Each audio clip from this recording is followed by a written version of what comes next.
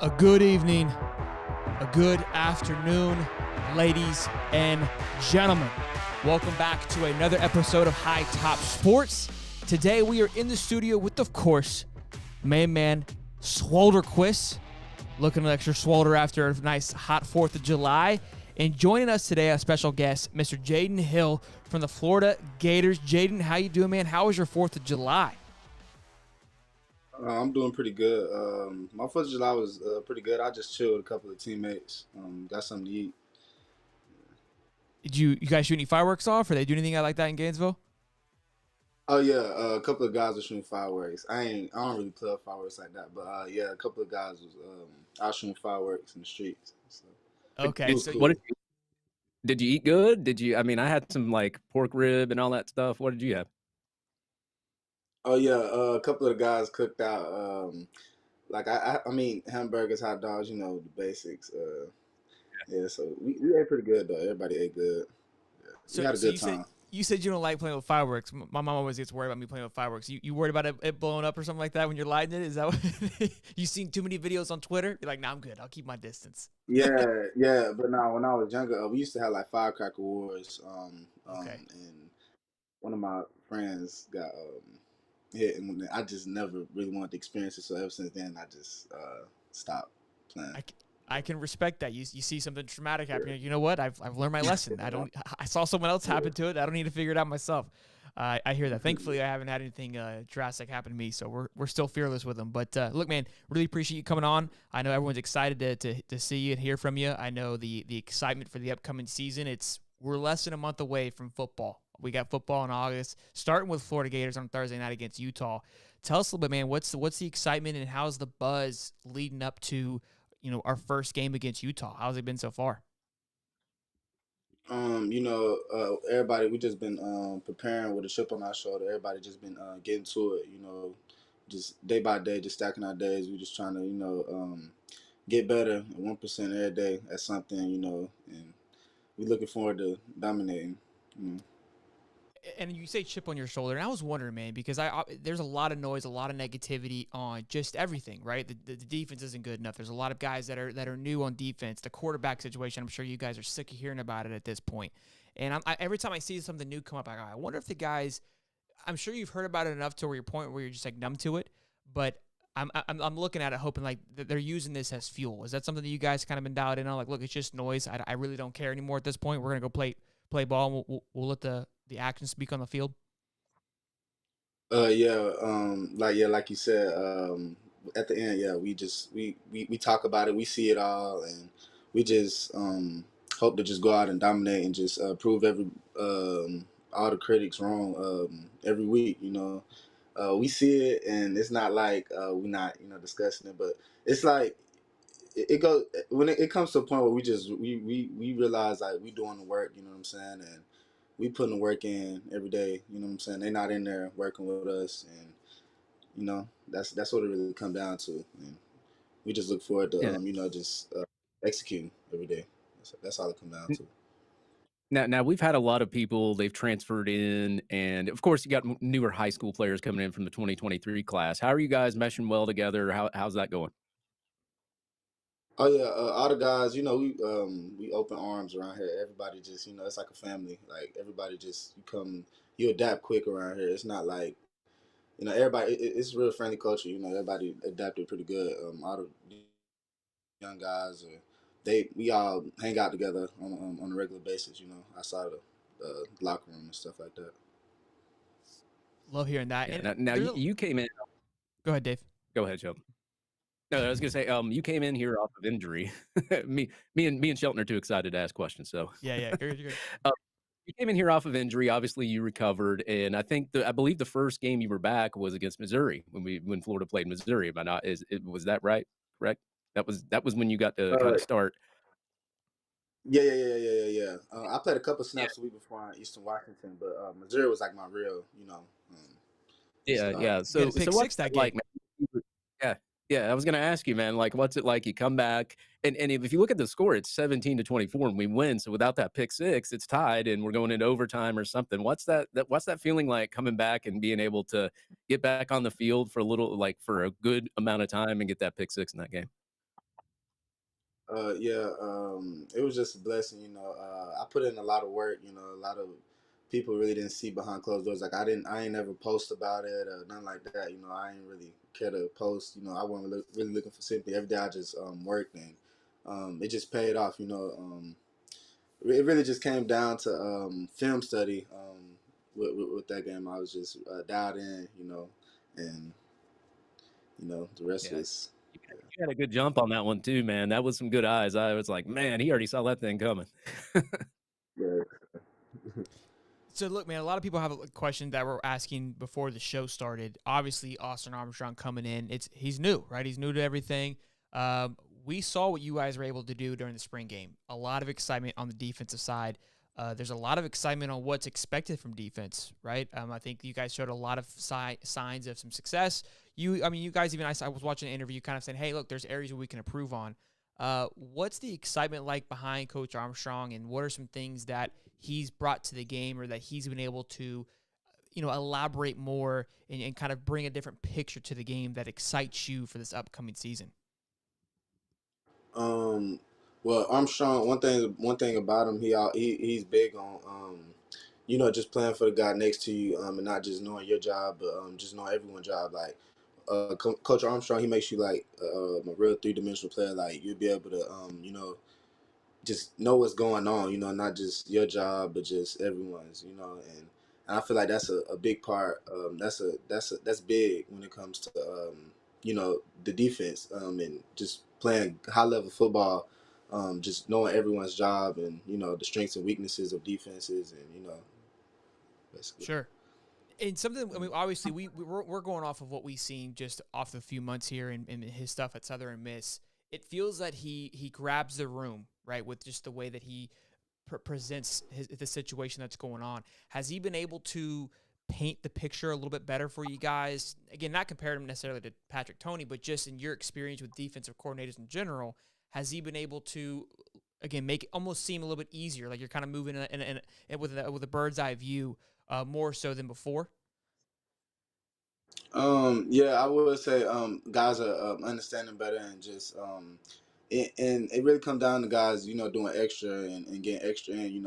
Armstrong, he all day, every day he's meeting with guys before OTAs and stuff like that, and making sure the guys is understanding, and that's really what it comes down to. Guys just putting that work in and really understand, because really with all these defenses, it's universal, so it really it come down to just really understanding your job and executing.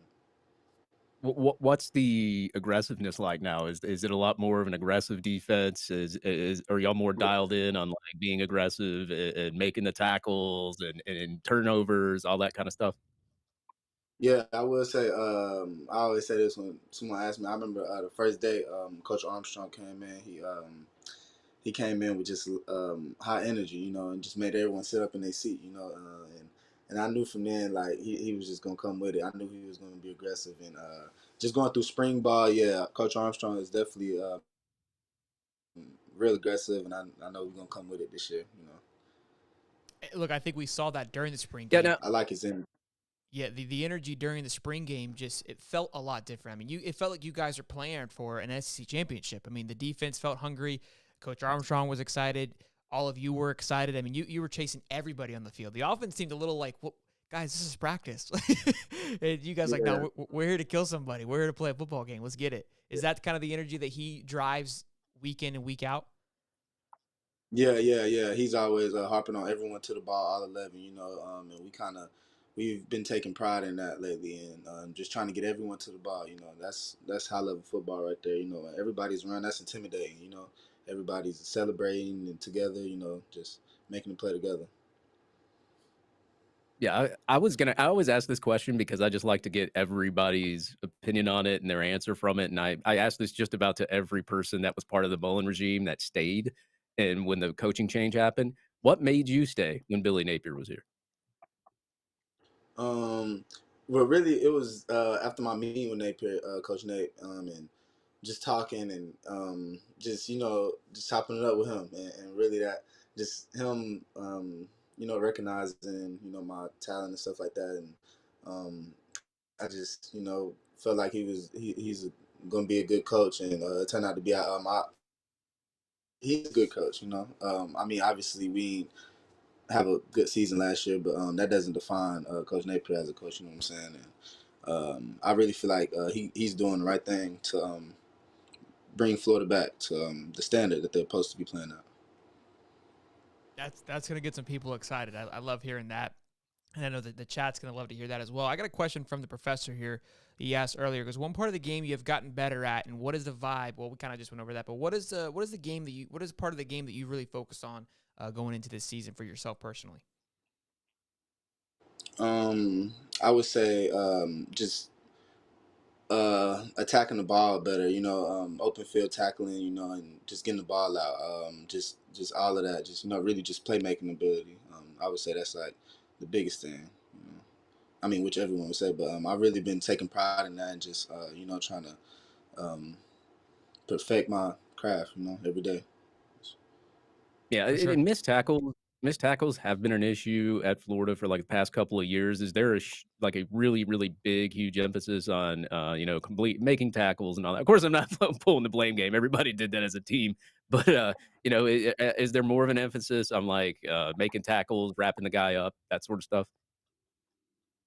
Oh yeah, yeah, yeah. We have a real tackling circuit period where we just go all out, just doing different tackling drills, and just getting in position of making the appropriate tackle and stuff like that.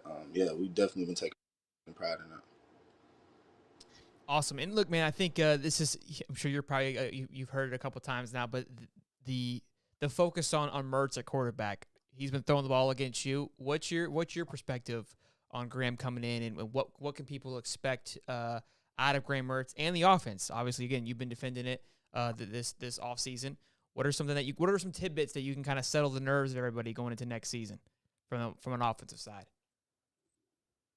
I will say I've been seeing what everyone been saying, and he will prove like a lot of people wrong. Just by seeing how people think of him. You know what I'm saying? I really have faith in him. I feel like we have faith in him as a team, and I feel like he'll turn a lot of heads this year. I love that. Now, Look, and that's I'm kind of been the, yeah. Go ahead, Dave. I was gonna ask like just a basic question, man. Like I know that there's like a lot of guys that prefer home games. Some of them like the away games. I guess they love the people cussing at them and throwing stuff at them because it drives them to play better to make them mad.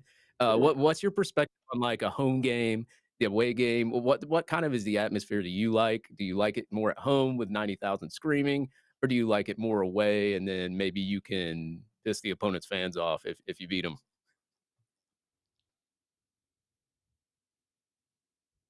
I feel like if you don't like a home game, you kind of weird because who don't like home games? I love home games. I feel like that's like making a play in at the home stadium is it's like you can't really compare that feeling to nothing. But it's nothing like silence in the stadium too. Um, I do like playing. I like the energy. Just shushing them. The crowd they yelling out there while you out there. I just like when it's just like silent. When you make a play or something like that. But home field advantage is like compared to none. Yeah, sucking the air out of a opposing team is definitely got its own type of feeling. But nothing about the swamp getting rowdy. You can't beat that eureka moment for sure. But what's a game on your calendar that you got circled yourself personally, and then I guess the team as well? Like, what's where we starting with? Is it Utah? Is that the big game, or Tennessee, Georgia? Where is it? Wait, repeat that. Repeat that again. You said what's the big game? Yeah, what's the big game for you this year that you've got circled on the calendar that like look, this is the game that it's going to get started on? Is it Utah? Is it Tennessee? What's the big one for you and the team? It starts week one. Like it's no picking and choosing. It's week by week. It's no like, oh we gonna beat them on what November whatever. Like no, we start week one with Utah. And week by week. And look, that's going to be a And big one obviously because they came into the swamp and they got I'm looking forward. Well, we looking forward to just dominating each week. It's everybody. Yeah, for sure. Sorry, there's a little bit of a delay. I think I talked over there, but yeah, no, I think, I mean, that's probably the best answer is, hey, look, it's not one particular game. It's week in and week out. It's where it's going to start. Dave, you're going to say something? Sorry, I think I cut you off, bub.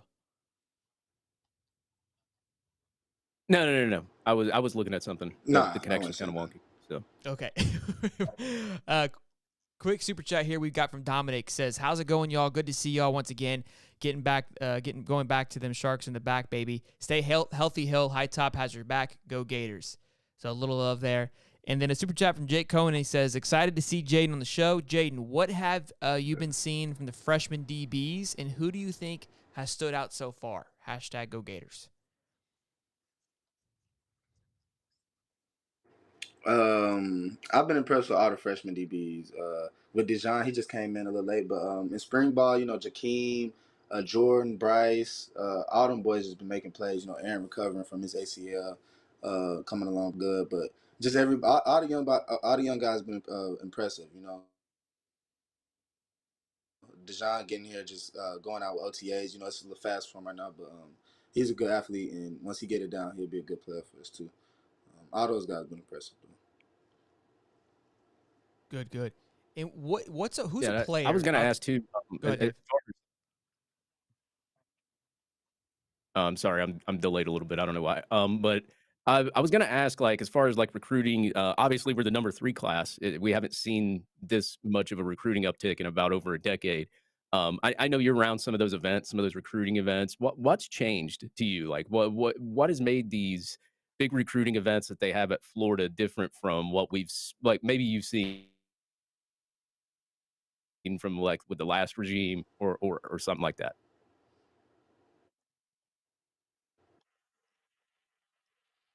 Um, I would say uh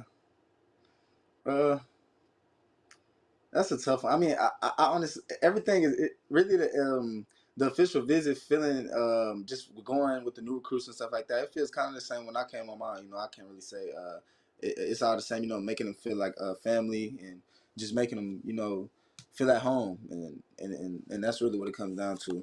Where they want to spend the next couple of years. Regardless of coach or any of that. Just making them feel at home.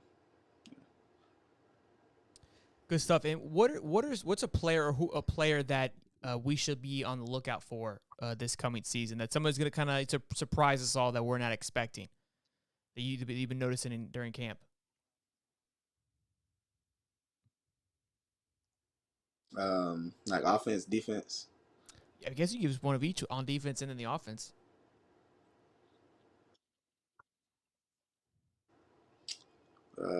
Offense, I say Graham. Graham. Okay. And defense, besides me, I go with. I don't know. We got ballers. We got a lot of ballers on. We got a lot of ballers on offense too. It's hard to just say one, but Sure, sure. I I don't know. It's tough. Look, I think the defense side all this year, That's tough. man. Oh, my boy Cam. Cam I say my Jackson. boy Cam on the D line. Yeah, I like my boy Cam. Dude, it's you're not the only one, man. There's a ton of hype behind Yeah. Cam Jackson. We interviewed him before he transferred into Florida. He was excited to be here. I saw him at Friday Night Lights. He was excited to be at Friday Night Lights. I mean, he is just fired up, and it feels cool that somebody comes from Memphis and is already fitting into the culture and just 100% bought in. How has that been for you guys, just for him to be bought in like that? Oh yeah, it's good. It's good for the team just to see him feel at home. And ready to just go out and dominate with us. It's nothing like it. Just like we brothers now. We locked in. So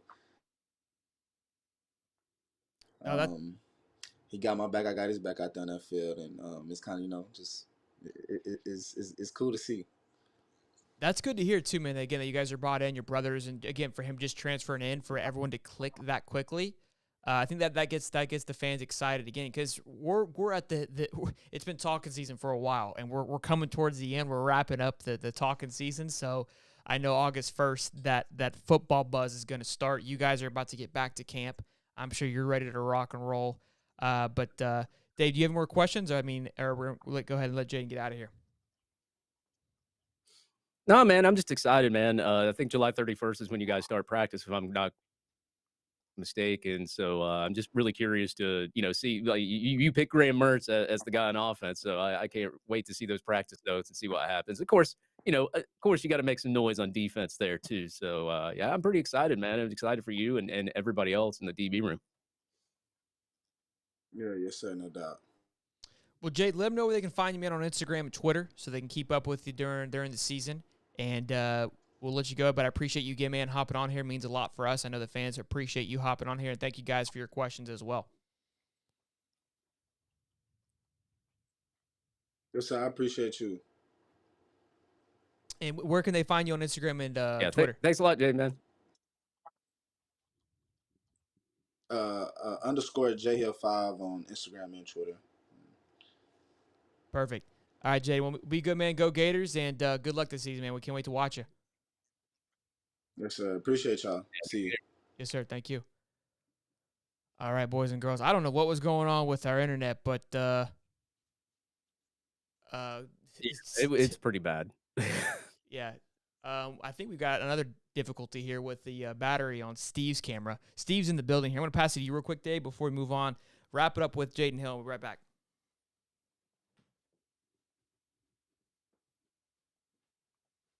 Jaydon Hill's not here anymore. But yeah, I'll wrap it up with Jaydon Hill. Yeah, we're having some technical difficulties, guys. But yeah, Jaydon Hill, man, excited for him this season. Obviously, as we discussed, he had that pick six in the Missouri game, and played a little bit there towards the end. But really, I mean, kind of coming off injury and all of that stuff. He's they're going to bring him back slowly, but he's one of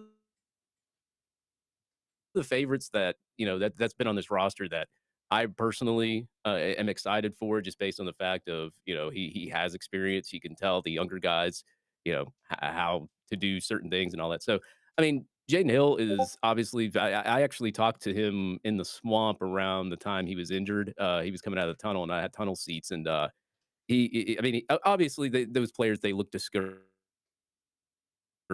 and they want to get on the field, and he was hobbling with an injury, and I said, hey man, keep your head up, you'll be good. And he's like, thanks. And he was cool, gave us all high fives and stuff. So yeah, man, sorry for the technical difficulties here. I was telling Shelton that this is acting all wonky and funky, so it looks like we're in good. the 1990s right now. We're So back in action, boys. Steve is in the studio with us, so yeah, we were having some technical difficulties, but we're back. I don't know what's going on with the internet. I don't know why we keep having issues with this lagginess. I do appreciate it.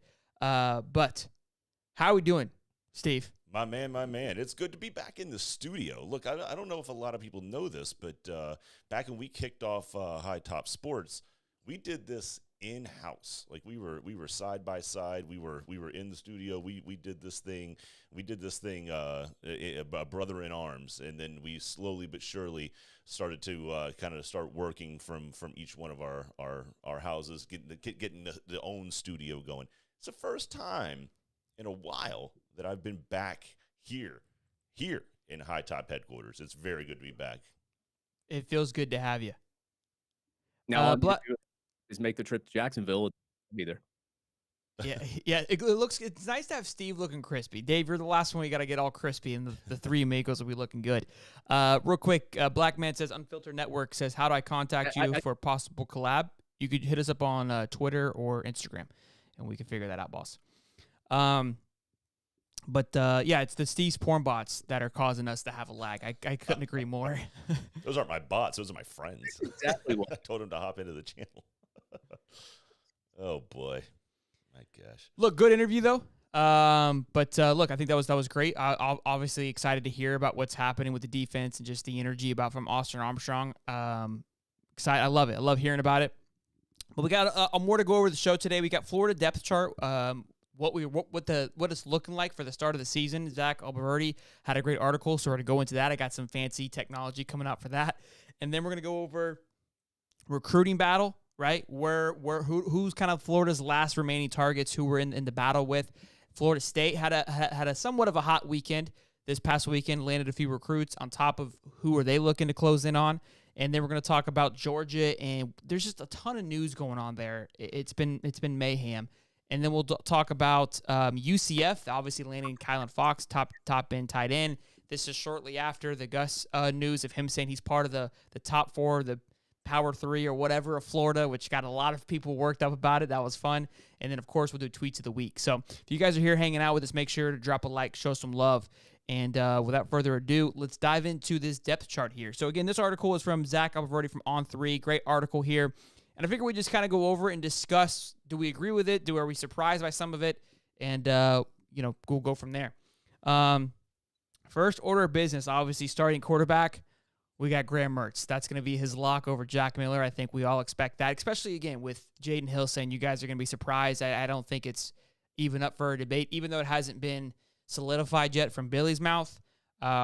It's got to be an absolute lock, especially with what we saw during the spring game. Dave? Yeah, I mean, Graham Mertz was the chosen quarterback out of the transfer portal. Obviously, we saw Jack Miller in the bowl game. It wasn't really a fair advantage for Jack Miller considering all the guys that defected and obviously the kids going to the draft, all that other kind of stuff. So you got to kind of give Jack Miller a little bit of a pass for that. But obviously, Graham Mertz with a lot more college experience, probably the higher rated quarterback in high school. Did really well in his Under Armour All-American game. Obviously, didn't have the best time over there at Wisconsin. Didn't have the best offensive line either. But now he gets a new start, gets a new offensive line, gets some new weapons around him. I'm really curious to see what he can do. Yeah, no, I think I'm excited. I think it's almost at a point where the negative news of Graham has been so persuaded the other way. I mean, people are coming out with all kinds of articles and videos about how messed up the quarterback situation or quarterback room is at Florida. You got to feel like, hey, things are going to turn to the right direction. So we'll see how that goes. Obviously, then we got next the running back position. We know who it is. That's our Tennessee buddy. Where's that? Oh, talking about it? Yeah. For running back room, it's going to be Montrell and Trevor. Now, who's going to be the number 1 guy? I don't think it's going to be a lock. I think that they're going to be a 1-2 punch, obviously, but who's going to be the one? I think it's going to be with a hot hand on that particular day. I think either one of them have the ability to take over and be the guy. I think Montrell showed a lot of, obviously leadership. Trevor, being his freshman year, had a few mistakes, fumbling the ball, but he was able to bounce back pretty quickly. Trevor's going to even have a bigger season. His focus is a lot more. I think he's hungrier to be even better. So that excites me. The running back room is going to be electric as long as, that line stays healthy and put together. Yeah, look, I'll say this. I mean, from a standpoint of at the running back position on the outside looking in, we saw what Florida did to Florida State in November with Richardson having a subpar game. Those 2 running backs were able to really kind of take control of that game. I think that's going to be a huge part of how productive and how efficient and successful as a team the Gators will be. I mean, look, if you guys can run the ball successfully, you don't have to spread them out. You don't have to go into any type of heavy package. If you're able to just use that running back duo week in, or to just play in, play out, different packages for each one, that'll make Mertz hands down a better quarterback by himself. Just from having that ability to turn around and hand the ball off to 2 what I would consider 5-star guys. Dave? Yeah, man, I'm really excited, especially for Trevor. And I know that's a good 1-2 punch with Montrell Johnson and ETN there, but ETN, I think I posted a stat earlier there on Twitter this weekend, and that was there was only 3 running backs within the past decade that have averaged over 6.1 yards per rush and rushed over 500 yards, and Trevor Etienne was one of them. I believe Malik Davis was one, and surprisingly, Dameon Pierce wasn't, but he did get more carries towards the end. And obviously, Dameon Pierce was a solid running back. I'm really excited. I would say I'm excited for both, but like what you got out of ETN just as a freshman, and you're seeing film and videos of him like being like how faster he's gotten and everything. I'm really, really excited for him too. So yeah, man, that 1-2 punch you got at running back, of course, Montrell Johnson, then buried north-south runner there. Man, I'm excited for it, man. And you see ETN when he's got like 3 guys trying to tackle him, he's able to wiggle his way out and still get first downs. And it's a good 1-2 punch to have, especially with Montrell Johnson. If you need those extra 2 to 3 yards, I mean, he can get them for you. He can hit the hole really fast too. So he can run off 20, 30-yard runs as well. So yeah, man, that's probably one of the best running back duos probably nationally. Yeah, it's not getting enough credit, I don't think, right now early on, but that's okay. I don't mind it. I like being the underdogs and having that chip on the shoulder, like Jaydon Hill mentioned earlier. So I love it. Moving on to wide receiver room, which is going to be, a fun one and an exciting one to watch this season, especially with, the criticism to what the room was last year. It's brand new outside of Ricky Pearsall, right? Obviously, Jaquavion Fraziers, he's gonna get a nod here. We'll see in a minute. And he was a dark night for me last year when we talked about guys who do we expect to do pretty well. Fraziers was a guy that I liked a lot. I think he had some injuries towards the end of the year, but I'm excited to see what he's able to do. But a big one that is getting the nod is Caleb Douglas. He's getting the starting nod right now, and I love that. With falling behind him in Marcus Burke and Khalil Jacks, I love seeing Caleb getting the start here. I mean, we saw him at the spring game. Big kid, tall, lengthy man. And I was excited for him. We were able to pick him up in the recruiting class, so really excited to see what he's going to be able to do. Dave?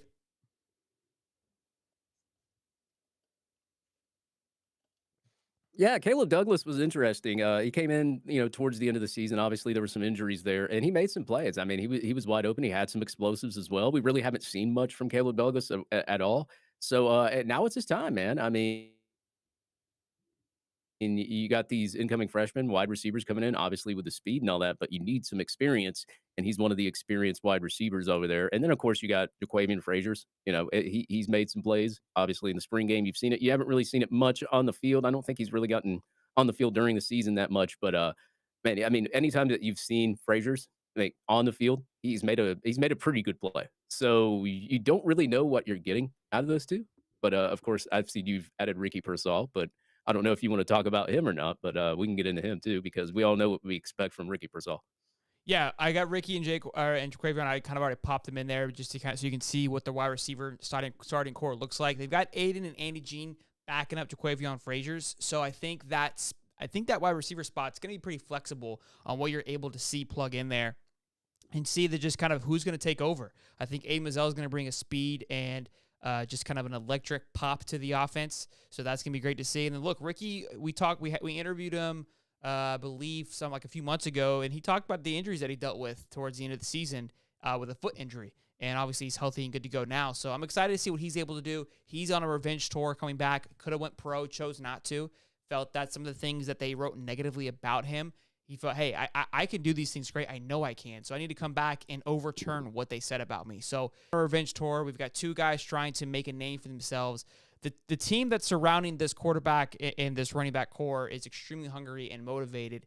And I think what's going to be important here for these guys, especially these wide receivers, is just staying confident, right? Getting through those games, getting through that week 1. Something that we are not having to deal with that we dealt with last year. I kept the gauntlet was we never had a game that they could get settled in until I think it was USF. But at that point, man, it was up and down. It was a roller coaster, right? We at least get, I don't know who the team is, but it's Jacksonville State week 2. So if we get through Utah, we're able to follow up on the week 2 and have a very confident, exciting game before Tennessee, which we did not have last year. So really excited for that week 1 lineup. Following the wide receivers, we got to go to tight end spot, which is Xanders is getting the nod right now. Obviously, Keon Zip, who's Holly's favorite player, it went down with an injury. We won't see him at all this year, is my understanding, but I believe he does get a year. And then Arlos Boardingham, who I'm ecstatic about, and Jonathan Odom as well, being the backups. I would love to see a 2-man tandem with the tight ends, especially with Boardingham on the other side. And I think we will probably see more of that this year with a heavy run game. I could be wrong, but I think we might see that more so than what we realize. Dave?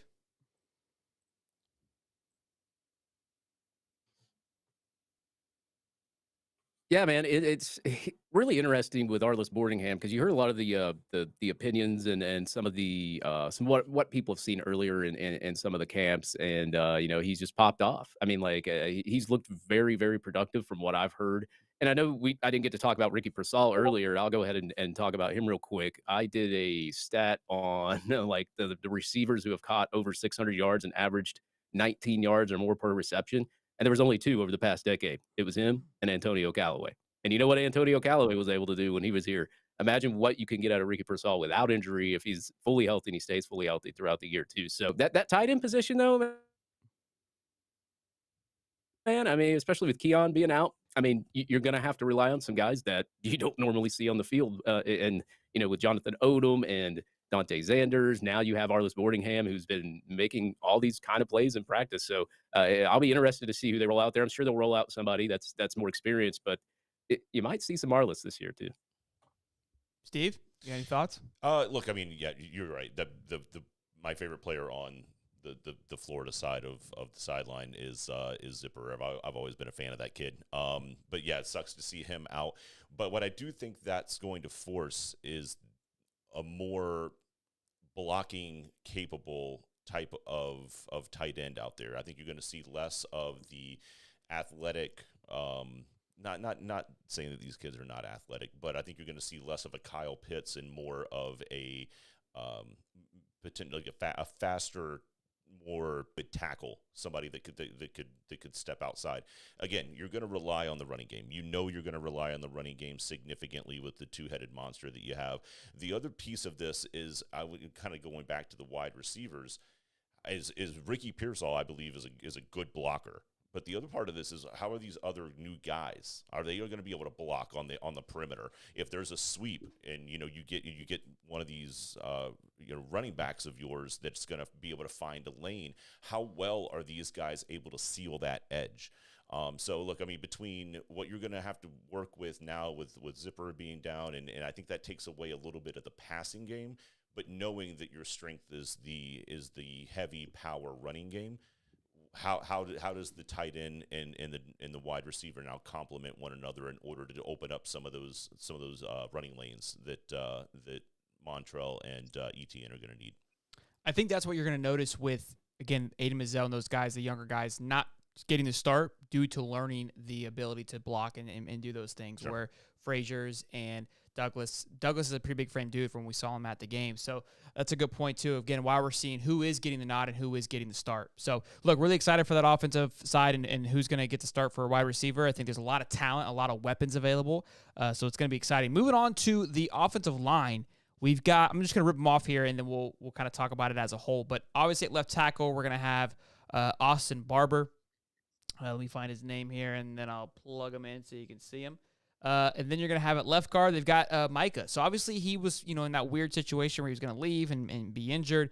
But again, according to this article, he's thinking he'll probably be able to, get through after, he'll be sidelined for camp, but looks to get the nod early on. Then Kingsley at center. Don't forget now, during the spring game, Big Rod was the center, which he's been practicing. I've been seeing clips of him rocking that center position, but there's a lot of question marks, a lot of, what's happening with that O-line, but Kingsley was out, I believe Zook was out, and I want to say Richie Leonard was out too. Is that right, Dave? Am I right on that, saying that? And then Damian George at right tackle. Yeah, I believe so. Yeah, I mean, as far as offensive line, obviously you got a lot of pieces from the portal that are exciting, and you kind of know what you're getting from them. The biggest guy that they got was Mazuka, and he was hurt, but he's expected to still start this year. I mean, he's healed up from that injury. I'm sure. I think I've heard he's already. I mean, he'll be available for practice. So that's a good thing. So getting him back, and then you have all the other pieces there on the offensive line as well, along with Austin Barber, who's been there. He's an experienced guy as well.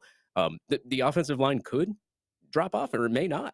I mean, we don't know that. You go back, you watch the spring game. There was a lot of dialed up blitzes, and I don't look too much far into the spring games, but they were still able to get some run out of the running backs as well. So that's a good sign when you have an aggressive defense and you have an offensive line that can still get some push to get some running backs some room. And obviously Mazuka wasn't playing in that spring game, so you obviously don't know what you're going to get from him too. So as long as these guys stay healthy on this offensive line, I'm not worried about the offensive line production. Yeah, I'm excited for the O-lineman. At backups, they've got Jordan Herman at left tackle. Farmer, who's also coming off an injury. No, it's Cameron Waits, who's coming off an injury. They've got him backing up at right guard. And then Keontae Goodwin at right tackle. I'm excited about Keontae Goodwin coming from Kentucky. It's a big boy coming in from that offensive line. So, and Jake Slaughter backing up as a center. So they don't even have Big Rod on this lineup right now. He's probably obviously a little bit deeper in that offensive tackle. So look, not a horrible thing. That just means also too, what's my man from IMG? Can't think of his name at the moment, but a lot of freshmen aren't on this list. So a lot of big guys that aren't. Go ahead. I thought you said something. Well, I'm delayed. I meant to say Najee Harris. Najee, there it is. I'm drawing a blank here. But yeah, look, good stuff there. Now let's move on. We'll kind of do the same thing with the defensive line, because we could sit here and talk all day about these guys. Got Justice Boone for defensive end. Big things expected out of Justin Boone. There's a lot of buzz around him, backed up by Kelby Collins. A lot of good stuff coming from Kelby Collins. Then Caleb Banks, the transfer from Louisville as well. Then Cam Jackson. We just heard Jaydon talking about Cam Jackson. A lot of hype behind Cam Jackson. Cam Jackson with Desmond Watts is a 1-2 punch. Son, that's some big boys right there. There's even a picture tweeted. Cam Jackson said, "This is what you guys wanted, huh?" And it's him and Big Dez talking to one another. So I love that. Again, it sounds like the love for Cam Jackson across the board is tremendous, which I love hearing, man. It's glad that somebody like that can come in and be an impact player and take that leadership role. We interviewed him a few months back before he even showed up in Gainesville. That was what he came to said and what he wanted to do. That he wanted to come in, say, "Hey, I'm going to take over this. I'm going to be a leader. I'm going to bring that veteran presence and be, what it takes to be a winner. And we're going to bring a national championship back to Florida." So for somebody who come from Memphis, having that energy and having that excitement, and now we're hearing it this early on, really, really excites me, and it shows again the type of personality that Billy is going after. Followed by on the other edge is Princely. So that's the line there for the defensive line.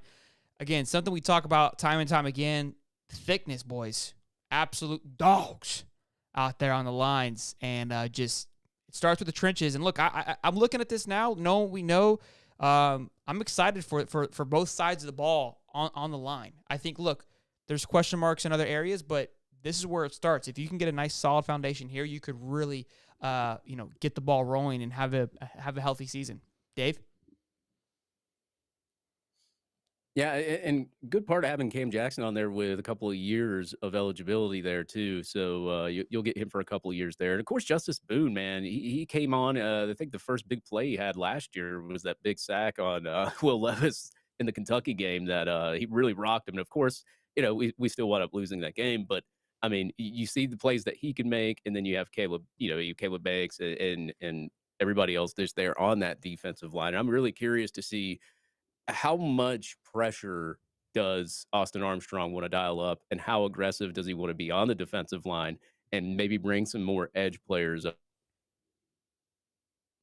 there. Of course, some linebackers too. That obviously they're not defensive line, but I'm really curious to see how aggressive he gets and how this defensive line performs up to, I don't know, the Tennessees, the Georgias, the big names out there in college football. I mean, you get a good test there with Utah the first game, and then obviously you get a cupcake game, and then you have Tennessee coming up. So I'm really curious to see what you get out of production, especially with Gervon Dexter leaving, and you got some of the other guys there too. So this defensive line, I don't know if there's questions, and I don't know if the questions are bad or if the questions are good. We're just gonna have to see.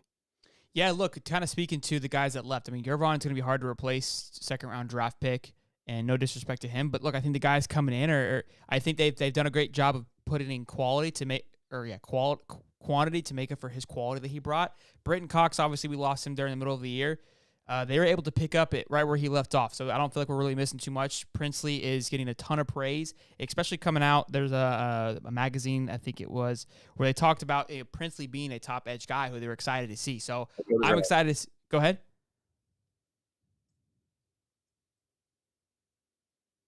No, that was nothing. Oh, sorry. Yeah, and so again, look, Cam Jackson placing into that, because don't forget in the middle there, Chris McClellan and Desmond Watson really towards the end of the year were the guys in the center there. So now that they're taking a step back, think about that, right? Just kind of take that in for a second. Caleb Banks, Cam Jackson are coming in. Justice Boone, Princely on the edge. That's going to be their second year in that realm. I feel like they did a good job there. Even you said, like, look, they had some highlight moments where, like, hey, those are some exciting stuff. But the middle of the pack, and Big Dez and Chris did a phenomenal job last year. I think where they may have dropped the ball was just lack of experience. That showed a few times. But bringing these two guys in and being able to fill the void, You got Desmond Watts and Chris McCollum now coming in as a backup. That's huge, man. That defense, I'm really excited about it. And we saw what they're able to bring in the spring game and just the power and the speed that they plan on bringing. Dave, go ahead. What you were saying?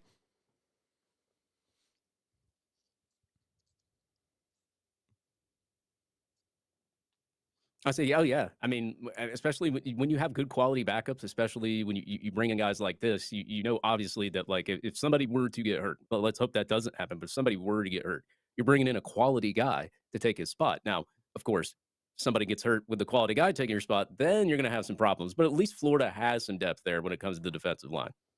And look, I think that was a question mark last year. Yeah, Steve. Look, the one thing I'll say is just based on the way that it looks like the new defensive coordinator wants to run that defense.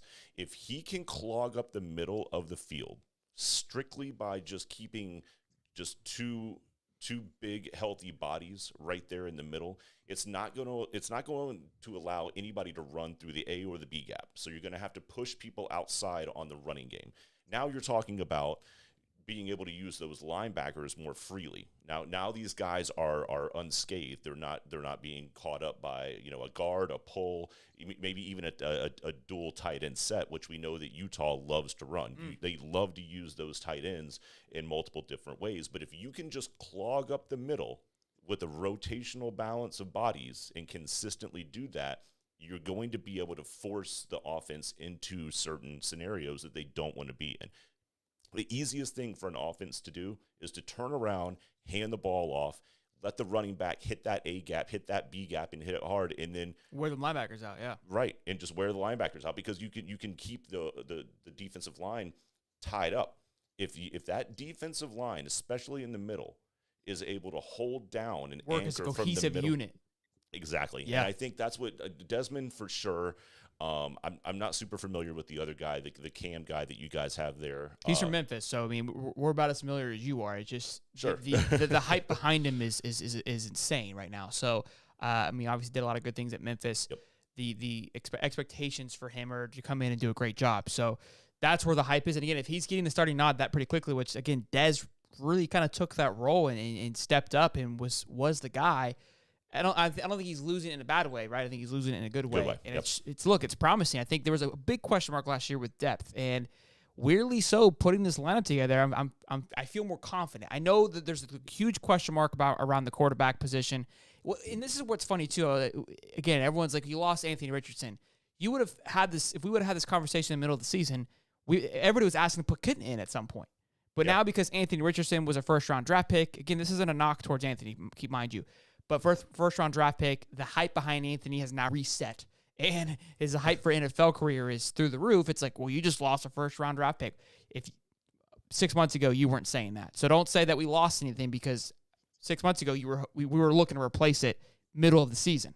I think when Kitna came in, we were like, oh, thank goodness. So, again, I think it is going to be hard to replace Anthony. There's an athletic ability that, yes, he brings to the table. Sure. I think he single-handedly kept us in games and won a few games just by his athletic ability. Yes. But he lost you a few games. He did. Let's be honest about it. I mean, true. and damn near lost the USF game. I mean, what was that, a 7-point game that game finally turned out to be? And it was a nail biter, if I'm not mistaken, all the way up through the beginning or middle of the fourth quarter. So, look, Richardson did a lot of positive things for that offense. He kept defenses a little bit guessing because if one linebacker or one safety blows a coverage, that kid's taken off for 80 yards, right? So that changes the way that a defense wants to just account for the other just threats on the field, the wide receivers, the tight ends, the running backs, right? So if you can take that part away, then yes, it'll make a defense's life a little bit easier. On the flip side of that, if you are a defense and you've got a kid who will come out either 100 miles an hour like Richardson played sometimes or come out and just be completely flat, Well, that's obviously you're going to be able to adjust to that as well.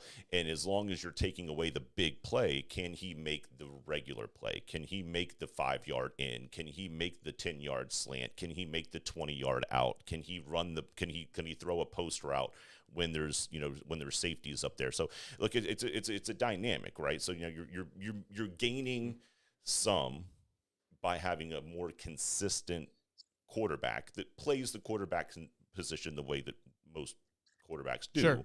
But you are also losing a little bit of the athletics potential that defenses had to account for. It's been and we've been talking about this in the Discord a lot about what is there a positive, is there a negative, where's the zero sum game come in that addition for me, I think it's, and from what we've heard too, again, like talking with Judd, he's been on the show a few times where he talked about how they gave Anthony the reins of, hey, make the decision.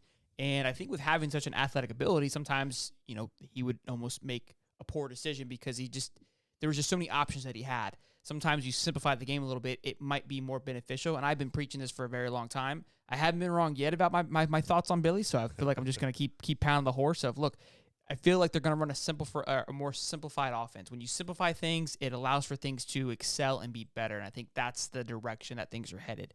But look, time will tell. I hope you guys are enjoying this. This is kind of fun. This is good football talk here. I hope you guys are enjoying the graphics as well. If you are, drop a like, show some love. But this Sheldon's is pumped about these graphics. He was talking talking about it. It spices it up a little bit. You know what I mean? It kind of puts it. I like, me. I like to draw. I like to put a visual to a thought. So when you can see what we're talking about, and you kind of get like, this is kind of putting a pen to paper, right? We kind of finally get to see what the team's going to look like or expected to look like in this upcoming season. So, let's move on to our cornerback. Excuse me. We've got Jason Marshall and Kimber with Devin Moore and Jakeem Jackson with the backup positions. So we'll go ahead and plug those guys in so you can look at them. Kimber obviously transferred from Georgia, and then Jason Marshall. But look, I think that room is going to be a rotational room too. Devin Moore had a lot of hype and noise behind him last year as somebody who's going to possibly take over a starting job as a freshman. Even in the article that Zach wrote, it says, look, Marshall's cornerback run with Kimber and Moore competing to start opposite of him. So Kimber has the edge right now. But look, that's a good problem to have, having guys that you can, again, rotate through. And I think something last year we lacked, again, even though Moore showed a lot of promise, still young, still had a lot to learn. So again, that depth is starting to come together, which is really exciting. And I think we kind of got burned a lot with our cornerbacks last year, and having to do a lot of work. And I think a lot of that has to do with linebackers play being tired due to the fact of that line being a little break. So everything we were kind of just talking about, right? It kind of starts to goes downstream. And if we can start at the trenches, it'll allow for take the stress off of everywhere else. So again, excited to see what the cornerbacks are able to do. Dave? Yeah, man, this is one of the positions I'm really excited about. And of course, like last year when you had the conundrums with the cornerbacks, it was based on somebody not doing their job. Maybe the safety was out of place and then they had to make up for him, or, it just a bunch of miscommunication, a bunch of just mistakes all in the backfield last year. And Jason Marshall, obviously, he's one of the best cornerbacks in college football. I mean, if you pull up his PFF stats, they're pretty high. Not a lot of teams are throwing towards his way because of that. But when you have a cornerback that's that much of a threat and teams don't want to throw at him, that's a good problem to have, right? And of course, he's backed up. As you said, Devin Moore is another guy that they were going to make a starter. And you talk about Jalen Kimber.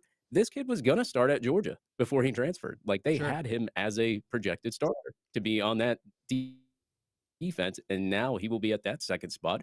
And backing him up, Jakeem Jackson. I mean, this guy, and I'm telling you, Jakeem Jackson, I'm not trying to pump up and toot my own horn, but man, I mean, if you've seen the kid's highlights, Corey Raymond sought him out. He was ranked like 400 in the start of the class, made it to the top 50.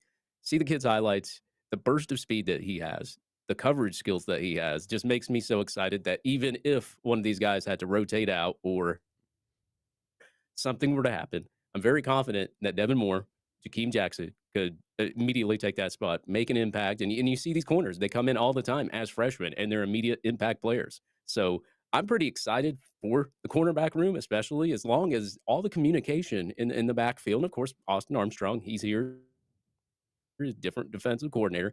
If the communication can get right, I mean, this could be a deadly combo of cornerbacks.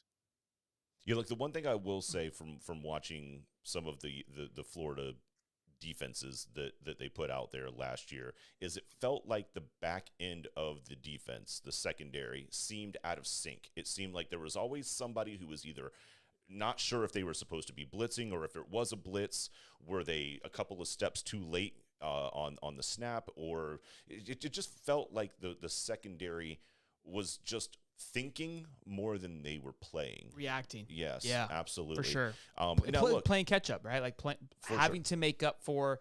Again, it felt like thinking too Ventrell Miller was trying to just do too much, and you'd find himself in the wrong position because he was trying to pick up somebody else's pieces. Yep. So, look, I think that's something that hopefully Armstrong can come in and allow. And you heard Jaydon, right? We all have to work as a cohesive unit. It's not just one player. Now, when you watch those Elite 11s and you watch those camps, the defense always has the edge. Even when you watch the Under Armour game or the All-American game, the defense has the edge because the offenses have as much time to get together and to build a relationship, and it's all just about athleticism and reacting. Well, come game time, you should have that plus the cohesiveness because the offense is also going to be locked in. So it felt like we were trying to play just athletic football, right, and react versus being a cohesive unit. So let's move on to the linebacker room. And real quick, super chat from Luke says, wanted to say Holly's setup looks much better. Well, it looks better when he's sitting 2 feet from me. When he's in the same exact studio and I get to control his camera and everything, he's going to look a lot cuter. it's amazing.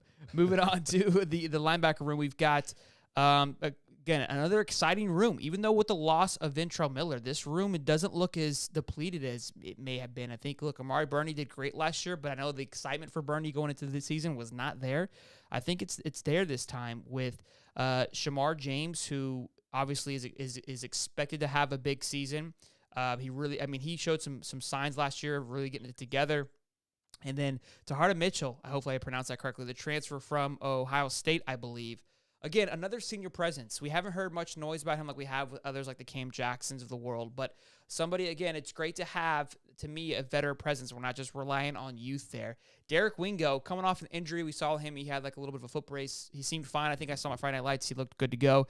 And then Scooby Williams, also, the 4 guys. So a lot of potential in that room. Again, not a Ventrell Miller-like. I think all these guys have the ability to step up and be that guy. But Amari Burney had a pretty decent season, in my opinion. Again, the excitement wasn't there. I think we had a lot of him and Trey Dean were kind of in that same camp of like, this guy's still here. Like, what's going on? And Armani kind of left on good terms. Trey, not so much. But these guys I'm really excited about. And again, the defense, when I was actually reading this, I'm like, I'm not as nervous about the defense anymore. Like as we were last year, there's a lot of question marks that this year I don't feel are the same. Dave? Yeah, I mean, if you look at the linebacker room, it's just stacked with talent. I mean, all these kids were either top 100 or top 50 in high school. And Taraja Mitchell was I believe, the number 2 linebacker in his class. And, obviously battled some injuries there at Ohio State. So, transfers here to Florida. You got Shamar James, obviously one of the big, highly ranked guys that was, I believe he was a 5-star on Rivals and top 50, I think anywhere else that you looked. You're getting him in there too. And he had a lot of experience last year. He played a lot last year. So it's not like you're getting somebody that's inexperienced. Shamar James did play a lot. Yeah. And then, I mean, you got Derek Wingo, another guy that was a 5-star, top 50 guy, composite. We haven't seen much from him ever since he's been here. I don't know what it is. If he's struggling, I have no clue. But he's going to have to get some playing time there too as well. I mean, I just like when it comes to like the cornerback room, the linebacker room, and even kind of the safety room a little bit. I think safety's taken a little bit and we'll get into that, but I think it's taken a little bit of a, hiatus from getting talent in here. And it's probably been our weaker position since Chauncey Gardner-Johnson left the University of Florida. But luckily we're upgrading that talent here in this class. I'm pretty excited, man, just for that defensive front at cornerback, at linebacker. And then, of course, you got your big question at safety, which we'll get into here. Yeah, we'll do real quick. We'll add the safeties, strong safety, and then the star, which is Jarius Perkins. Obviously, kind of that rotational between linebacker and star. So that's why I've got that spot open for Perkins.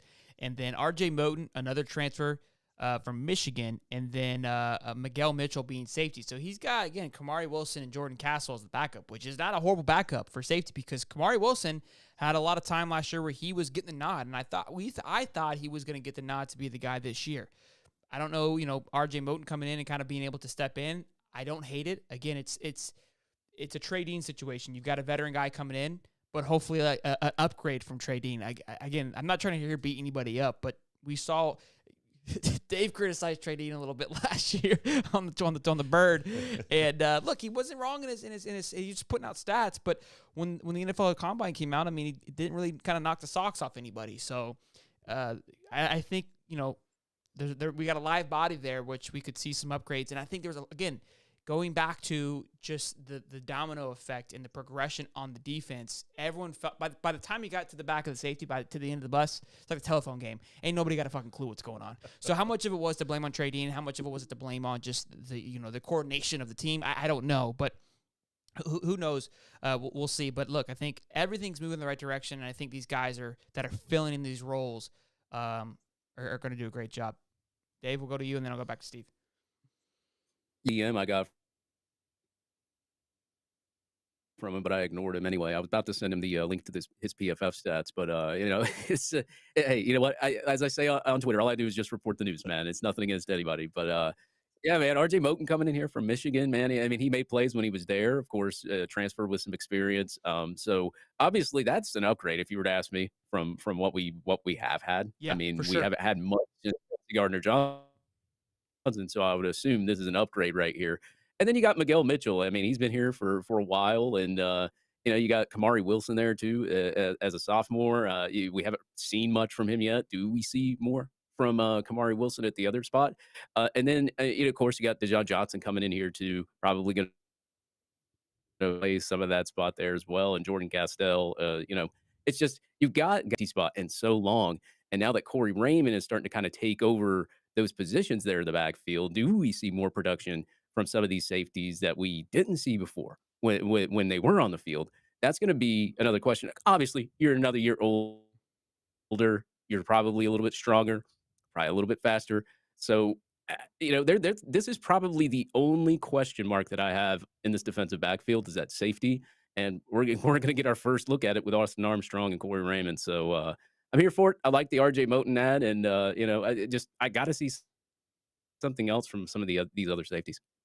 Look, there is one thing I will say for the Florida defense and watching them play, and obviously FSU having played against them every year, is there is a lineage of just safeties that have come through there and been just absolute battering rams. Just guys who can cover 90% of the field. It feels like it almost feels like there's two of them out there, but at the same time there was always that one guy who's just a cannonball that's just gonna come down and blow up one of the wide receivers coming across the middle, or just a running play that's trying to make it to the outside. And Florida has not had that in quite some time. Now look, I know from what I can gather so far, Armstrong's defensive philosophy is to get the safeties and to kind of use the defensive backs in a little bit more creative way than I think that what you guys have seen in the last few years, which is going to be, I think, good and bad. Armstrong's going to want to use those safeties as these blitzing out of nowhere, fill the box safeties, star players, right? Like these guys that are lining up in the 7 versus lining up and playing a cover 2. But if he doesn't have the talent to do it, how is he going to maneuver around that? Is it going to get him out of his natural game plan of how he likes to use those safeties? Look, I think that Armstrong is a genius defensive scheming guy.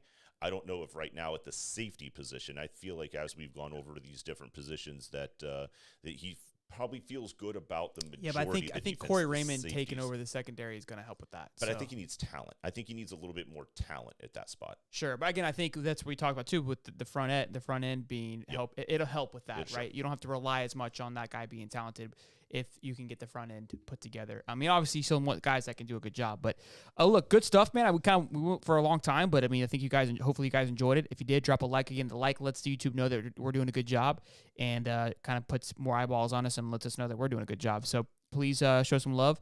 Dominic says $2, says third advisor yet, about to order hats shortly. I got a lot of work to do with gear. You guys keep asking me about that, so I'll try to do my best to kind of put that together. But we're trying to put on good shows for you guys each day. So moving on, recruiting battle. So obviously you guys have been in the comment section, kind of who we're looking after, who we're targeting. We've got a few names to go over. to discuss kind of who's left on the board here for Florida Gators. Keith Nabear from On3 has a great article about 5 names who Florida is really trying to close in on. We're at the end of our recruiting battle here, right? So we don't have as much to close in on. I don't think we're going to have any more weekends like we did. It's not going to make any sense to have a weekend like that. I think we're going to go back to that Billy Napier way where he releases a name or two every so often strategically. This was a massive weekend for recruiting just across the board. I was like, can you guys stop? It's a holiday weekend. I'm trying to enjoy myself.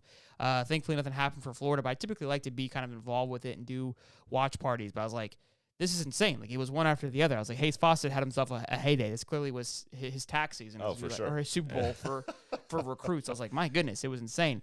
But look, was it was nuts. But look, first order of business, we've got crystal ball 4-star cornerback / safety Zay Mincy. This is somebody who we've been heavy on for a while now, and mind you, he is I was going to say roommate, but he plays on the same team as LJ McCray, who is also on this list. So we'll do a 2-for-1er here. LJ McCray being a defensive lineman, 4-star D lineman from Daytona Beach. Again, not too far from us as well. Would love to land both of them. I think it's always great. I mean, I feel like I have deja vu of this, of us trying to land a package deal, and we've fallen short every single time now. So it would be nice to finally get one here. And this one feels better than most. Again, Zay Mincy being crystal ball, that always feels good, especially with us losing Grimsley just recently. So this will be good to kind of pull one back here. And he's down between Bama, Florida State, and Miami. So if you're going to beat out some schools, I would love it. I would love to take one from Florida State. Would love to take one from Miami. And Bama, they're still low in their recruiting class, but you got to think they're about to turn up here in just a little bit. Steve? Look, Zay Mincy, Florida kid. I think more of a Florida battle with Florida to get that one done. I don't think there's really any other. I don't think there's any other competition on that one. I think you guys have locked in Mincy into the class. It's just not final just yet. But I think you guys are locked and done there. Dave? Yeah, if you were to ask me, it's basically a big 3 battle. If you were to tell me from everything that I've heard and from some of the guys I've talked to, Zay Mincy will probably be in our class. Of course, we know it's recruiting and things can change. And as far as LJ McCray, I know we always talk about these package deals and how it never works. And you always hear about how the parents love Florida, but then the kid winds up somewhere else. And it's kind of like a cycle. But here lately, the parents are liking Florida and they're coming to Florida. So LJ McCray, I would say Georgia may be an even bigger battle than Alabama in this one. And of course, you got Florida State, Florida there. That one's going to be a trickier one. I think it's going to really come down to Florida State and Florida. But I guess if you were to ask me, I would say he comes to Florida. But there's no timetable on it, though, either. Nobody knows. But I know that he might be at the cookout there at the end of July. He's listed as a maybe. So maybe if he goes to that cookout, maybe something happens. Hopefully we get some news during that cookout. Typically, that's in the past. That's usually followed Friday Night Lights, and that usually has some buzz. So there's a lot of noise about there possibly being noise at that barbecue. But the next name on the list here, which you guys have been smashing the comment section about it, is Fletcher Westphal, offensive tackle, 4-star. I felt good about this young man forever until recently here, where he's been hit with a crystal ball to Clemson, which is absolutely brutal. I think he had 3 crystal balls to Clemson. And look, this is where I guarantee you what's going to happen is the noise on DJ flipping to Clemson is going to just get riled back up again because of, that's just how the internet works. Yeah, when you land a big-time offensive lineman like that, again, we've had the size for offensive linemen, and we have beat the drum on where the rankings and the ratings are a little skewed for offensive linemen. That doesn't mean I don't want a 4-star offensive lineman. I love the size. Yeah, I love the size. Don't get it twisted. But I really thought Fletcher was going to be kind of the catalyst, the leader for the offensive line of this class, and that excited me. For us to miss out on this one, look, I'm frustrated. I'm frustrated in Rob Sale. I'm frustrated with the offensive line. I don't know where the ball is being dropped. Is it like 14 offensive line coaches? At 13. Florida? Yeah. Okay, 13. That could be what it is. Maybe it's just the unlucky number of 13. There's just too damn numbers. Yeah, there's too damn many. Yeah, it's overwhelming. Look, I want one thing from Florida. Just give me one thing. If you're going to lose a recruit, just don't lose it to Clemson. This is like that's where if I'm going to lose, if we're going to lose one, honestly, I'd rather lose one to Clemson. No, you're doing it all wrong. This is why everybody that Florida State hates is they wear orange. It's Miami, it's Florida, it's Clemson. That's like true. Just get them out. It's just the orange thing. I don't know how to get past it, but my gosh, If we're gonna lose, that's who I want to lose to. well, give them to somebody else. I don't know who else. I mean, I don't want to be the SEC. I don't want to go to Miami because then Miami just blows up my Twitter timeline. At least Clemson doesn't really fill up my timeline. That's true. The next names on our list, we've got to go over Jordan Ross, 4-star edge, and Chance Robinson. We've been saying there's a chance for a while now. I don't know where we're at with that, with the warmness. I did see an article, I think it was from Corey Bender, on his mock class. Chance Robinson was not on that mock class, mind you. There was another wide receiver, but it was not Chance.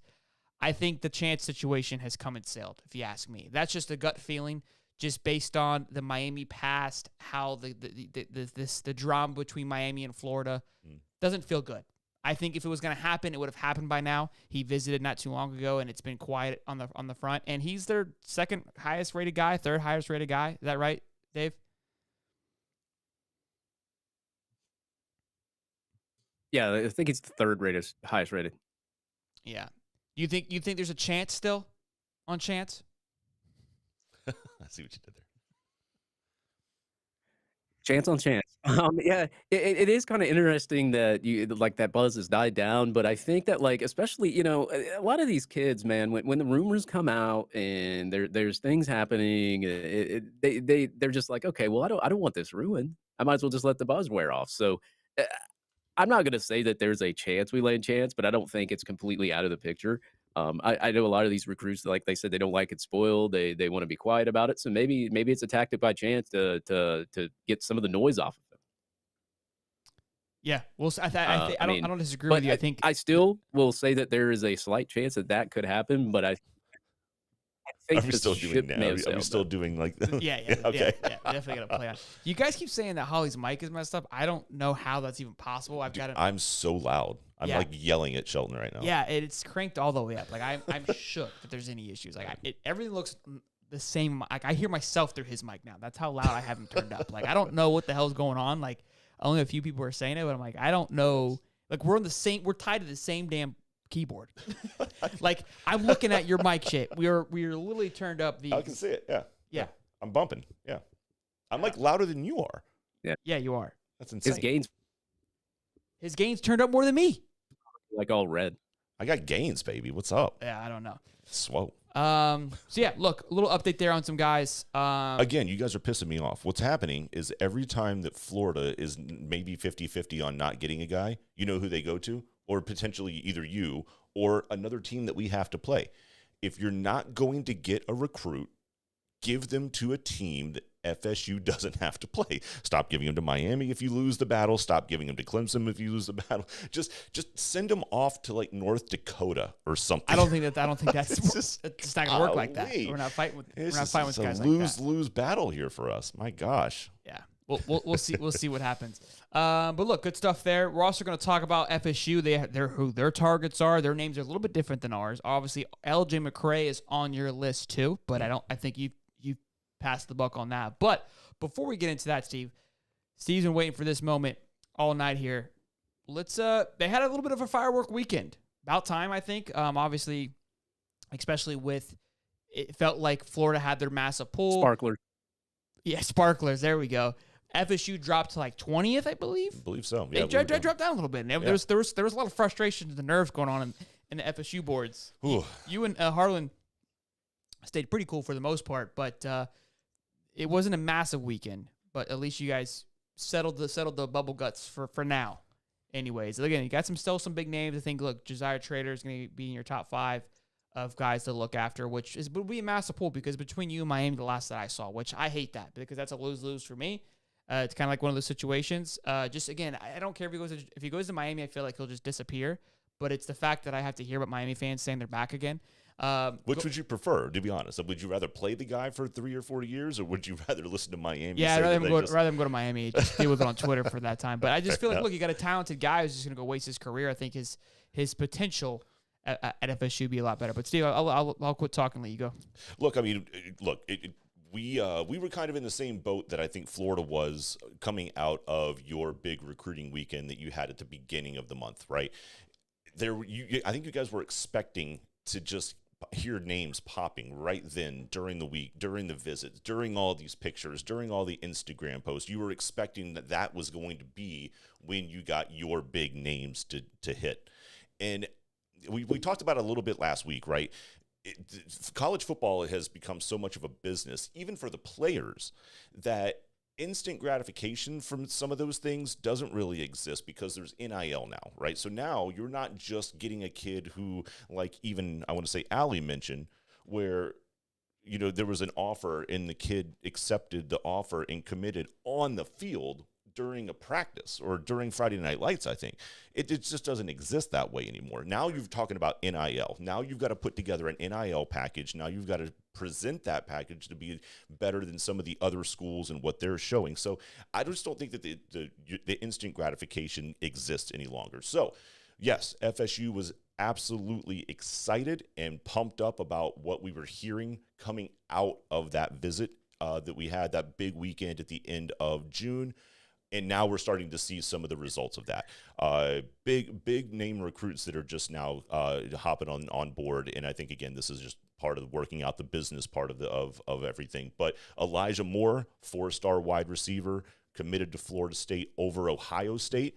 I know Ohio State has like 800 wide receivers right now. Yeah, how big of a W is that? Yeah. Look, but I mean, he's a W for us. He was better than some of the guys that we thought we may end up with at the end of this class.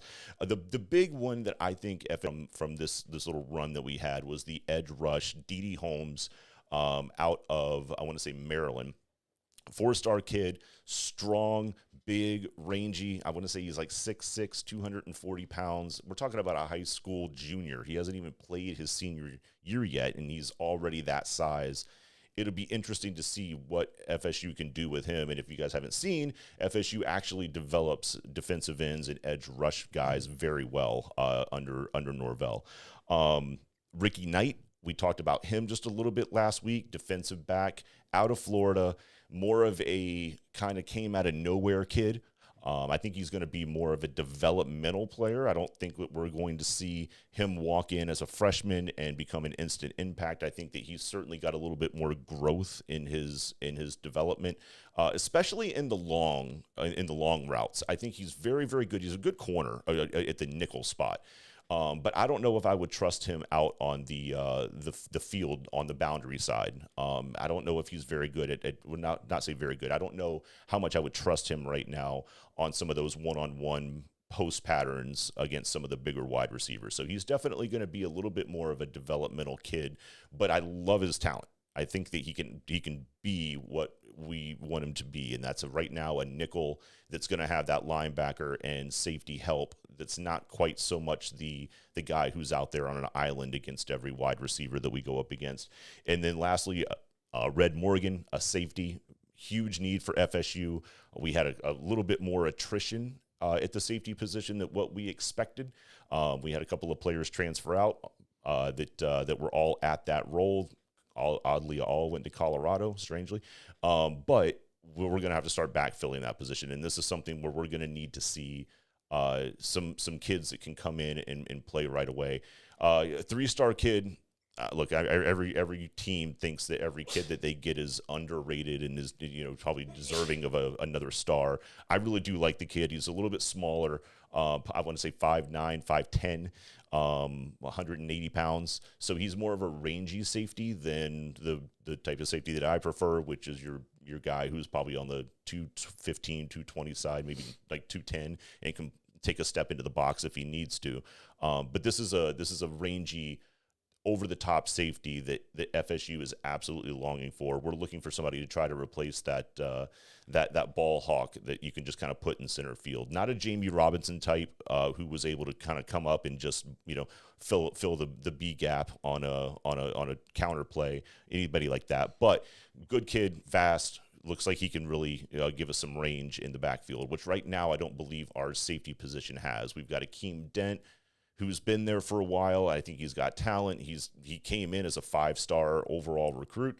But he came in as a corner and he's transitioned to safety. So I think that there's certainly some development that's going to need to go into that position. But I like this kid. I like Red Morgan. So walking away from with 4 recruits, 2 4-star kids. I like it. Big weekend for sure for you guys. And so this puts you guys now at 13 with an overall rating of 90.3, pretty healthy. And again, you guys are sitting at I think second in the ACC behind Clemson. Yep, you're 2 spots behind Clemson with a 91 rating. They've got 1 less commit than you. They have 2 5-stars with Sammy Brown. Look, I think Clemson's still going to probably edge out that first place spot for the ACC. But look, if I can get Mike Norvell to recruit at the high school level to get us into the top 10. Where do you think you finish? You think you finish top 10? I think we can finish top 10 with what we have coming up. Now, look, because keep in mind, that's just the high school recruiting side of things. If Norvell can be a top 10 high school recruiter, a top 5, top 3 transfer portal, and that's something I've been highly critical of. Look, he does a good job here, but he's got to complement it. Sure. And I think what he's doing now, what he's done in the transfer portal, which is going to be huge because Clemson really didn't do much in the transfer portal. They don't like the portal at all, actually. Yeah, I think Dabo's got a weird thing about it. And I don't think it's – look, I think if you're in a rhythm like Clemson is, like Georgia is, the portal is small needs. USC, you kind of notice it was just small, you just kind of pick and choose what you want. And I think Norvell might get there, but we'll see how that plays out. But look, good stuff all in all for Florida State. And look, let's talk about your top. We needed it though. We needed a little bit of good. Yeah, look, it's good. I think it's good. We talk about it. I think probably every 3 months that it's good for Florida football for all the Florida teams to do well. Like if you guys are just 30th in recruiting and just abysmal and not, I mean, what is there to talk shit about? Like that's how Miami's been for a while. Look, some people could say Florida's been there, but at least that game's competitive. It's been. I mean, you guys, we've been your big brother for the last 4 years up until last year. So that, in my opinion, that rivalry is very alive and well outside the Miami FSU and Miami and Florida, just because we don't play them enough. But who do we have? Let's go just kind of rip the names off really quick, Steve. You like to get long-winded here. About your top targets moving in to this upcoming few days here. Look, I don't think we've been shy about the fact that July is going to be a big month for FSU. We've still got a couple of huge names on the board, and I think we're going to see Charles Lester, cornerback, 5-star kid. He's going to commit on the 28th. He moved his commitment date up a day because he was going to be in Tallahassee on the day of his actual commitment. So it's a little odd that he would move that thing up and still plan on being in Tallahassee the next day. So I'm going to say Charles Lester, Jonathan Daniels, offensive tackle, 5-star kid out of Pensacola. Yeah, that'd be big if you get both those guys. If you get both of those kids. On top of your tight end that you already got, on top of your running back. Who's the running back? What's the running back's name? Cam Davis. Cam Davis, yeah, which I think he's going to be a stud. I think he's a little underrated in my opinion. But I saw that you guys are in target for that offensive lineman, which I hate. I feel like why can't we get one of those 5-star guys? Look, Lester's is going to be a fun one to watch. Obviously, you think that Colorado's got to play here? I do. You can't sleep. I mean, he's done it too many times, and Deion hasn't done anything, which I'm really surprised about. I talked about it on Monday's show. I'm really kind of in awe on the lack of performance. I know Dave probably was like, "Nope, I expected this. I knew this was going to happen." The lack of what Colorado and what Deion's been able to do from a recruiting aspect, and I think that if you don't, obviously Lester isn't going to be the end all be all, but I feel like that's kind of his niche. That's his thing. And he's really good about getting one guy and kind of going all in on one guy. Sure. And look, Lester's just playing the game hard and heavy. It would make my day. It would make my day. Sure. Make my day. Make my day. Lester's he's playing the tweet game. I'll say that. I've seen that couple. But look, Micah Danzy, I expect to pop here any day now. He's a 4-star athlete out of Tallahassee. It was a Florida State battle per se, but I mean the kid's already a Seminole because he goes to Florida State High.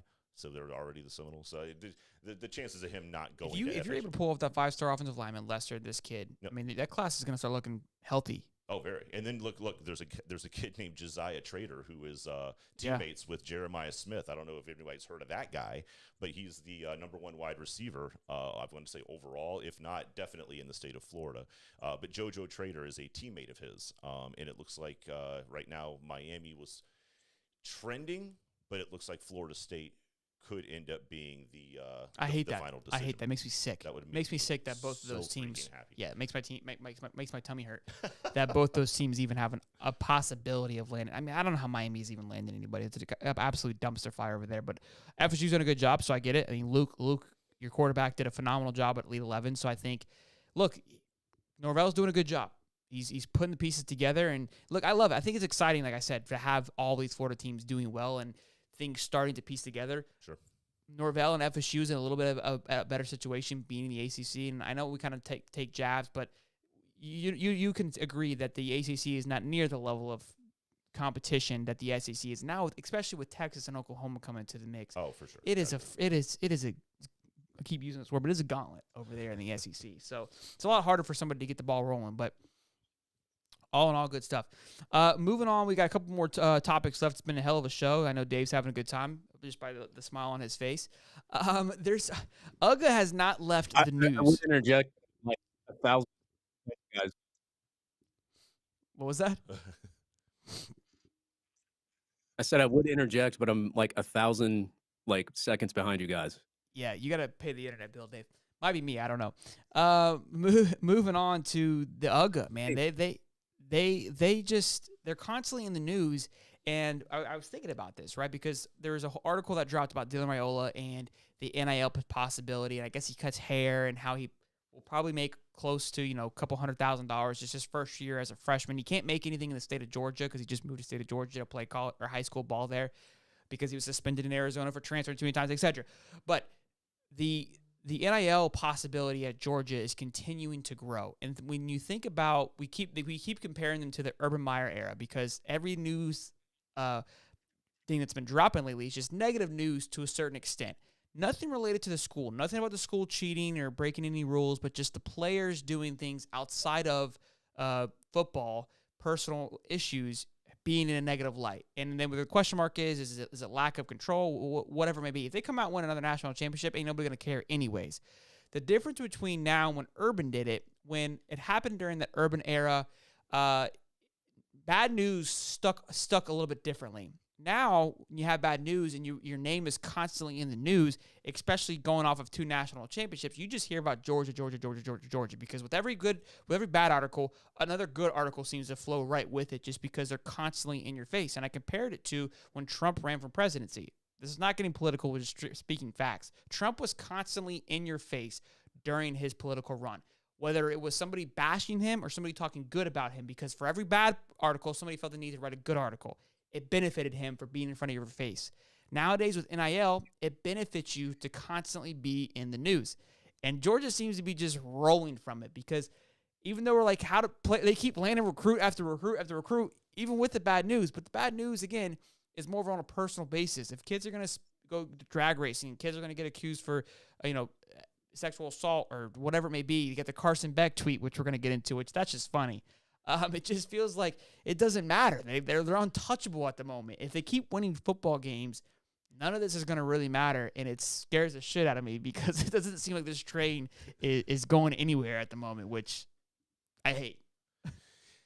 Yeah, look, and I'm sure that Soder will have a much deeper, passionate feel about this because he's up there in Bulldog land. But look, the crazy thing about this is, especially now with college football being such a business the way that it is Georgia being able to give these kids the NIL money. Like, we're talking about Dylan Raiola here, right? Like, he's going to be probably the most expensive barber in Athens, Georgia. And there's nothing you can do about it, right? Like, I mean, Georgia's going to find a way to make sure this kid gets paid. And let's just take a step back. It's not just the kid getting paid. His family is making wealth that a lot of them have never seen or heard before. So, look, these negative news stories, unless it affects or has any type of actual consequence, which we've all seen, the NCAA has no balls. They have been neutered in regard to being able to hand down any type of a punishment for anything like these actions. Who cares? Like, the parents are going to continue to want these kids to go where they can win national championships, prepare themselves for the NFL, and get an NIL bag. And the NCAA isn't going to punish the school for any of this stuff. So what's going to the only reason it's an issue right now is because it's off season. Come game one for Georgia, nobody talks about this stuff anymore at all because everybody will just talk about football, and that's all it is. Like just it's going to come and go as fast as it happened.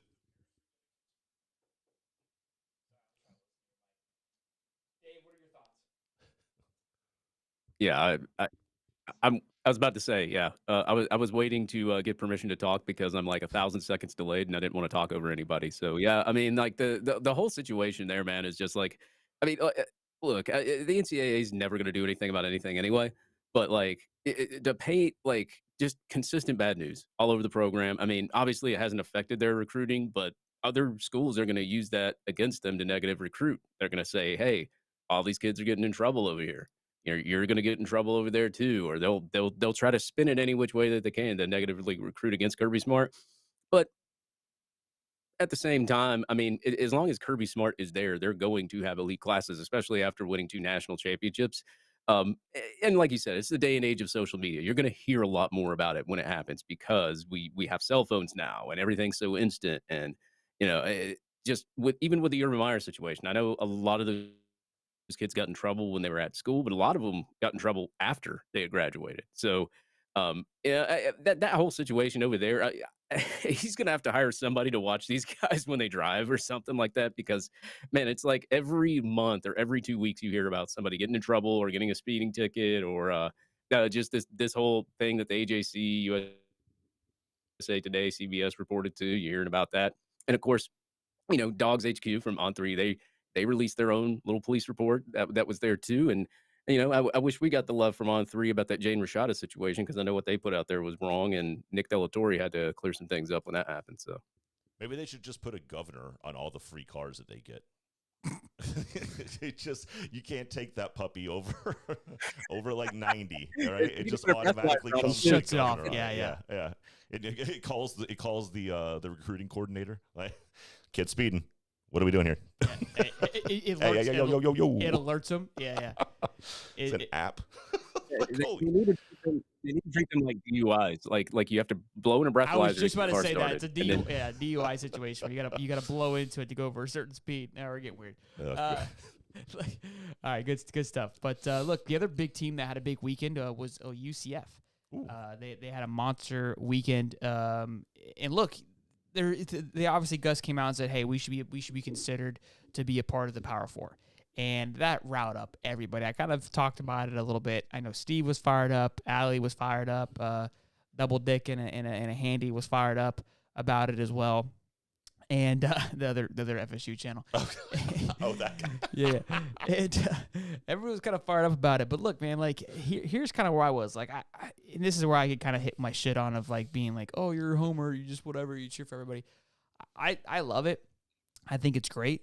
Kudos to Gus for having that thought process. And look, man, like I was watching their hype video about being in the Big 12. This is they're the youngest team to become part of a Power 5 conference. They're 30 years old, and to be part of a Power 5, I mean, just look at the progression. If you're thinking about a stock and how fast a stock grows, you're going to look at it and be like, man, this has really, made leaps and bounds over a certain period of time when other companies / schools took a lot longer to get past these steps. And they're moving at a very accelerated rate. Sure, you can compare them to recruiting classes of the FSUs and the Miamis and Floridas and what they've been able to do. Not nearly as, not even close. They haven't had to. Okay, and now they're in the Big 12 and they're owning it. And they're not leading the Big 12 by any stretch, but they're going up against the likes of Texas Tech, schools that have been around for a lot longer than they have. You land somebody like a Kylan Fox, kind of make a statement. Not a top 100 player, but a player that was being heavily recruited by a lot of big schools, and UCF got it done. Stacey Gage is another big guy that was looking at Oklahoma, looking at Florida, Colorado.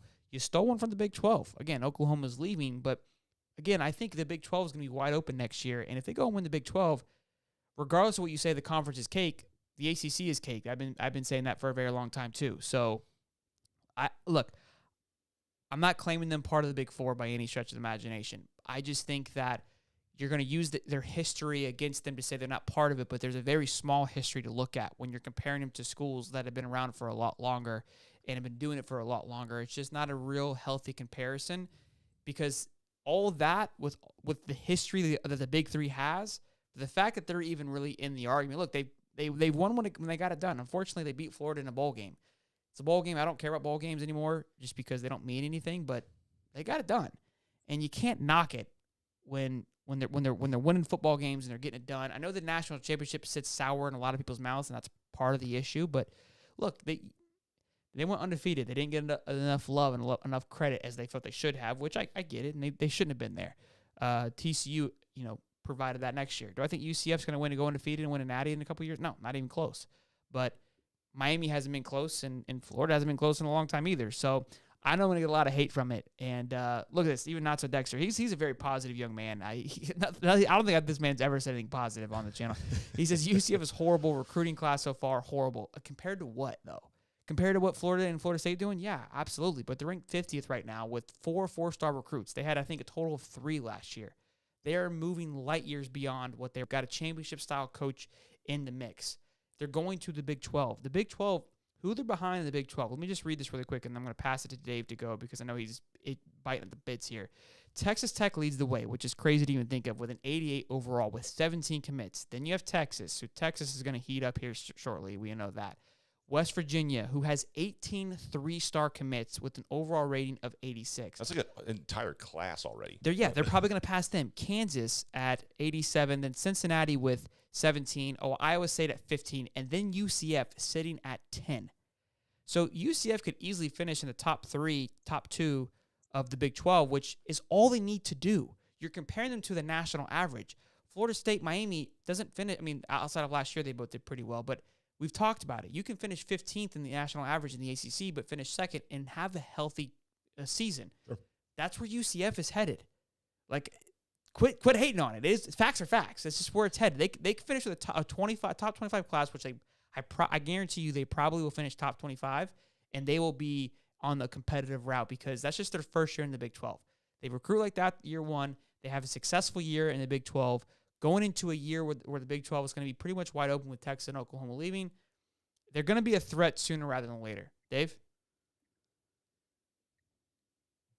Yeah, I mean, the former national, I think I got their national championship here somewhere. I think I got like a quarter machine. But yeah, I mean, they've been doing pretty well. I mean, as far as like Gus Malzahn's upgraded the talent there over at UCF. He's upgraded it, and it's better. They've got more 4-stars than Miami does right now. Isn't that great? Thank you. So, yeah. So, I mean, like, as far as them being in the Big 12, I mean, you can, you only really need to recruit to perfection in the conference that you're in. Obviously, you want to get the number 1 recruiting class nationally or be rated nationally really higher. But in your conference, can you get like 1 or 2? Can you get 3? I mean, that's a huge upgrade for UCF to even be 3rd in the Big 12 if that's where they make it at. So, as far as like the job, Gus Malzahn's doing, especially in the portal too, getting some talent there. And I know Stacey Gage was kind of one of those guys that I know Florida was off of him and didn't really want him there towards the end and had other targets. You still were able to pull him away from other schools that wanted him. And then that's a big, feather in the cap of Gus Malzahn. Obviously, he wanted to stay in Florida too. But what do? You capitalize, right? Okay, well, if Florida doesn't want him and we're in the Big 12, we want him. He's a good talent. We'll take him. And so, I mean, Gus is doing a really good job there recruiting. I have to tip my hat to that, but they're still the University of Central Florida to me. I'm assuming that last part was a shot at UCF. I don't even know. Was that just like a punch in the gut for UCF? But you're still UCF to me. Look, the one thing I will give UCF is they have committed to the football program, and Look, this is a football show for the most part, right? You can see when there's schools out there that aren't committed to growing and building off of the football program. It wasn't that long ago that Memphis, when Norvell was there, UCF and USF were all in the same conference, and they were all competitive. And Memphis and UCF pulled away, and they showed that they were interested in building their football program, whereas USF kind of just fell off and went away. And nobody ever really said why, because nobody cared. But look at what UCF has continued to do. Scott Frost, who I believe was a good coach for UCF, Obviously, it didn't work out for him at his alma mater at Nebraska. However, they backed up Scott Frost with Josh Heupel. Josh Heupel obviously moved on to Tennessee, who I believe he had a very, very good first year. And now they've moved from Josh Heupel to Gus Malzahn. Like, these are three very good football coaches back to back to back. Like, UCF is not taking their foot off the gas pedal. Do I believe that they're going to be a national contender? Probably not in the next 5 to 8 years. But do I believe if they continue this trajectory, could they be? I absolutely believe they could push to get themselves in there. They're in the Big 12 now, which still has some national recognition and has the ability to get into a 12-team playoff. You don't have to win the Big 12, but if you go, I don't know, 10-2 and you come up short of the Big 12, do you maybe sneak into the 12 team? Sure. Could you imagine a UCF's getting into the playoff? And now are they real? Now at that point, have they become valid in people's eyes? The other part of this is, I think it's extremely underrated, and a lot of people don't know this, if you're not in the state of Florida, but UCF's student body is huge. Massive. It's the size of Florida and Florida State almost combined. UCF will be better than Colorado in 2 to 3 years. I can agree with that. Even with Dion. It's not even going to be close. And that's why. Hell, Dion might be UCF's coach at some point. We'll see. Not Sir Dexter, like, I'm tired of arguing with you. But it's just like you're like talking to a wall, dude. Like, we're not sitting here saying they're the greatest thing since sliced bread. I think it's the understanding that, look, what are you comparing them to? They're not Bama. They're not Georgia. They're not claiming to be those. They're claiming to be like, hey, like we're a respective school. Everything they've done in the last 8 years, what you just attested to, like you're saying everything to recruiting. Yeah, they've had horrible recruiting classes, and they're still fucking winning, and they're still going undefeated, regardless of the conference that they're in. They still beat Florida in a bowl game. So what does that say? And they beat Auburn in the year that they want to make their national championship, right? Which is huge. Who beat Alabama that year? But no, I mean, again, look. So yeah, look, recruiting is huge. I'm not saying that at all, but like they're doing all of that without that, with a championship style of coach. All I'm saying is like have a little bit of respect. There's Gus isn't far off in saying, hey, we should be part of the conversation. The reason why people are so uncomfortable with it is because of history. Nobody likes change history. And college football has gone through a lot of changes over the last couple years here. So Gus coming in saying, hey, we want to be a part of this, nobody's a big fan of it anymore. And I get it. But, and I said this in my Sunday show, I believe it was we're in a world now where things are changing a lot faster. You think about like when you're moving up in a company, you got the vets, right? Or you've got the cool kids at the seat, the seniors. Freshmen are being kind of brought into that senior chair or that table a little bit more and more than it would have had in the past. That wall's being broken down. And that's all that I think that's happening with UCF is that wall is going to break down a lot sooner than maybe it would have a few years ago. Look, they keep saying they're here. We keep kind of laughing at them, and then we keep looking back. They're getting closer and closer behind us. That's all that I'm saying. And we keep laughing at them, but the gap's getting smaller. Yeah, it's getting much smaller. And again, the recruiting class they need to finish top 25. I think definitely to kind of show some signs. But let's be honest. Would either one of us, Florida State, and I'll speak for Miami. Maybe we both can. Soder, we'll let you be the Miami advocate here. Would Miami, Florida, or Florida State want to add UCF to their yearly schedule right now? Oh, no way. Hell no. Who would want that game? We're supposed to play them next year. That's going to be a dogfight. That's going to be a dogfight next year. And we're going to finish this going into that year when we play them. We're going to have a top 5 class. They might have a top 30 class, and it's going to be a dogfight.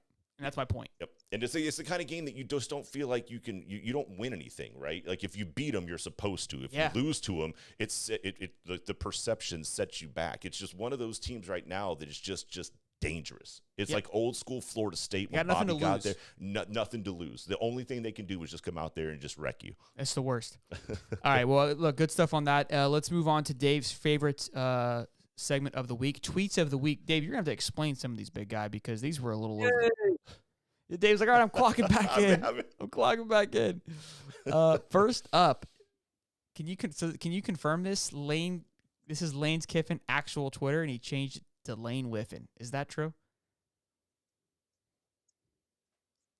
No, that is photoshopped, but that is his new name from now on because he keeps on whiffing on recruits. So we will call him Lane Whiffen for right now until he can finally get somebody to come to Ole Miss instead of missing out on all the 5 stars and top prospects. It's hell of a Photoshop job. That's why I thought it was real. I was like, there's no way this is real. It would be a lame thing to do to change it. That's why. For sure. Yeah, that's Oh why. yeah, he'll do some self-depreciating humor in a heartbeat. My favorite part is the chick in the background. Like, what is she even doing? Like, That's probably his actual background, if I had to guess, right? Yeah. like what's going Yeah, on? that's his actual background. Yeah. Yeah, that's lame. Unbelievable. Good stuff there. This one, and this is, I mean, I'll save that one. I'll save that one. Let's go to this one first. I mean, they're all of Dave's favorites. I don't know what I'm talking about, but Life Wallet shareholders, where's Ruiz? This is from one of the Miami boards because Miami recruiting has been in the dumps. Now they did land a 4-star, and I'm sure everyone got fired up about that, but missing out on the D line to Ohio State, sent everybody into a frenzy. And so this is one I'm sure Dave got fired up on. Dave. Yeah, I mean, I could have probably have posted about 20 board comments there from from Twitter, but This sums it I all kind of up. just chose. Yeah. Like they got Lightfoot, and primarily because Lightfoot, it's primarily because Ohio State's going to get Dylan Stewart. So I'm pretty sure they told Lightfoot, "Hey, go elsewhere, go to your secondary school," and he probably picked me. He's like, okay, well, I wanted to go to Miami too, but I wanted to go to Ohio State, whatever. Regardless of that, they picked up a top 100 guy. So hats off to them. Now they have 3 4-stars in their class or something like that, maybe 4. I don't even know. But they're, I don't know. But I just thought that was funny. I mean, where's Ruiz? I mean, like you can't just count on one person to be able to do your NIL or whatever. You need multiple people and multiple boosters to help you with your NIL. And on top of that, man, you go look at last year, man. Even I think the stadium was packed for like 2 games. The rest of the stadium, there's not that many people there. I mean, there's just not that much football interest in Miami right now from the fans or whoever attends the game. I mean, at the beginning of the season, cool, they were there, but once they lost that one game, they're gone. Florida State, they swag. Yeah, which game in particular? Which one game are you? Look, the other thing I want to say, and I'll just throw this out real fast. The one thing that the Hurricanes have going against them is that if the Dolphins get good, and Miami fans have to pick between who they're going to go watch on a weekend, whether it's going to be Dolphins the Hurricanes or the Dolphins, and if I'm not mistaken, Dalvin Cook's there now. Didn't they just pick up? No, Dalvin's not there yet. Okay, so I mean, but look, the Dolphins. It sounds like they're adding talent, and we're not going to get into the NFL stuff all that much. But Ruiz is investing in the Dolphins now. That's probably what happened. That's probably He moved his money. So for the answer to this question, Soder, where is Ruiz? He's in Miami. He's in bankruptcy. Okay. Yeah. Oh man. All right, let's move. So moving on. Working on that new stadium. Yeah. So this is tweeted out from Mario Cristobal. 4th of July sucks when you spend the whole long weekend in a locker. This is I don't know how Dave finds these, but this is incredible. No. Now that one was photoshopped, but that one was not photoshopped by me. That was photoshopped by somebody else. I just found that on Twitter and thought it was pretty funny. Okay, but I mean, we appreciate your honesty on that. What kills me is that because it comes from the actual account, and I'm like, I have to he's sending these to me. I'm like, is Mario just shitting on himself too? Like, I don't know anymore these personalities. I don't think he has that kind of personality. All right, and tweet of the week. This one was making its rounds here. Oh boy, Carson Beck, big guy. First of all, buddy looks shot out. That's number one. And then this is a Snapchat, kind of explaining to the old head. Says, you're right, that's my B. I probably because I'm lost in how good you look. Not trying to be weird, but especially when your tits are out, gets my shit on hard immediately. Like, what's up, bro? Like nobody's safe. Nobody's safe anymore, dude. Like I feel bad for him. I wonder what the guy's name is he sent that to. I feel bad because homeboys out here just making a move. When you're Go ahead, Dave. When you're kind of like I guess when you enter from high school into college, you're kind of like I wouldn't say public figure, but you have a lot more eyes on you. Obviously, you are about to be the starter for the University of Georgia, who's won 2 national championships in a row. You would think you would be more careful on the internet when somebody confines himself on you, and maybe like why couldn't he have just said that in person? to the girl? Like, why did he have to do it over the internet? And that's what I think was That's a really stupid- funny. that's Is a- he, that's What are you stu- talking that's about? a Because stupid it's question. social media. Yeah. That's how you. There's a whole term called getting into some chick's DMs. Yeah, of course Like, he's how not gonna. do that? You would never say that to a person. Like you don't say that to her. Like what he did was correct. He did it on Snapchat where it disappears. Homegirl did him dirty, and now you know, like, okay, well, I can't trust you. Like, And you know when he got that notification that she screenshotted it, because you still get that. Right? No, I don't think she did. I think look, she's holding the phone. Someone took a photo of it. Even sneakier. Yeah. So here's the thing, though. It's like the Pete Davidson effect. What a beat. When Homegirl broke up with him, she's told everyone that he had a big dick. Yeah. And it paid off tremendously.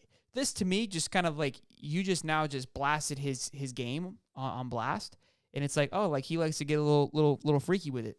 There's gonna be girls that see this and love this. So Carson Beck, to be honest with you, like Barstow, Florida, and we're kind of taking. I'm not taking a jab. I think Homeboy's got that dog in him, pun intended, and he's gonna come out on top. Honestly, from all of this, I promise. You think I'm crazy? He was going to come out on top from this. Oh, for sure. Literally and figuratively, he's gonna come out on top. Oh, this is Now why all the the, like, last the 40 boardroom minutes of the chicks show are like- was always amazing. we start running out of fumes and shit just starts spewing. Just saying nonsense. Yeah. Oh boy. Yeah, he still does look like Sid from Ice Age, though, right? Yeah, We've that's all not- established that that's a. And look, think about it, right? He's Yeah, now. have you ever I mean, seen like Encino Man? Encino Man.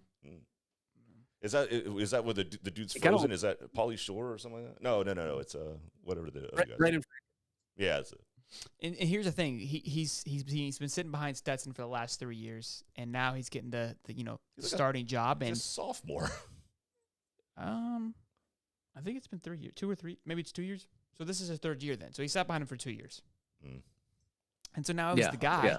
And now everybody knows who Carson Beck is, and he's out here slinging his shot. Like he's like, what do I have to lose next? Right. That's what I'm saying. This is a win-win for him. I don't think you can take an L on that Outside of it, it coming at a time where George has been in the news, like I said, for everything and anything. This is a move by Kirby. Maybe Kirby was like, we need some not negative, silly. Yeah, this is definitely Hey. for sure. Yeah, Kirby's like, hey, can you go send a weird Snapchat to a chick? So No, he was like, here, hand me your phone. Kirby did it himself. Okay, give me that. Give me that. Hey, I'll tell you. I'll show you how to talk. We're in deep shit here. Yeah, I'll show you how to talk to her. But look, when you look like Sid from Ice Age, you got to try something. Yeah, it's something. But look, good show as always, boys and girls. Shout out to Jaydon Hill for being on the show. Appreciate you guys as always for hanging out with us through our technical difficulties per usual. I think it was a good show with Steve back in the office. Got him looking crispy. We got to get Dave looking crispy. Dave, for some reason, we're having technical difficulties today, but we're all here. We're all alive and well. We're having a great show. Almost 2 hours in, but make sure you guys drop a like, show some love. We will see you guys next week. We're back in action. I'm back in the studio, as you can tell. So We're in it, baby. What's up? Videos, This is amazing. Videos are gonna get back onto the prowl because I've dropped the ball last Real week. fast. I promised I would give my man a little birthday shout out. We haven't done one of these in a while, guys. We used to get some personal requests to shout out just about anything, and we were more than happy to do it. You guys are family. You guys hang out with us and listen to our nonsense. So feel free, man. If you guys have something coming up, anniversary, birthday, what's up? Give it to us. We're happy to spend our time with you as much as you spend your time with us. So my man Julius, happy birthday, my dude. His birthday is tomorrow. So I want you to party hard. Make sure you sell hard and enjoy the hell out of it. So happy birthday, Julius. Love it. Boys and girls, make sure you guys, again, drop a like, subscribe, turn the bell on. You never know when we're going to go live or drop a spicy one for you. But tune in next Wednesday, live at 8:35. We have a show Sunday as well at 7:35 with the professor. So make sure you guys tune into that. Until next time, I'm Sheldon. I'm Holly. And I am the Dave Meister. You guys have a good night. Boogity, boogity, boogity. Sure that I don't become you. I have no regrets, yeah, I'll tie up my chest. I'll never forget what it's like to be in debt. Been stabbed in the back bed, I show you what happens. Pass me the mic and I'll show you with action. I feel this pain, you already know. Turn that to gains, let my money show. I've got these things that I can't let go. Watch me turn this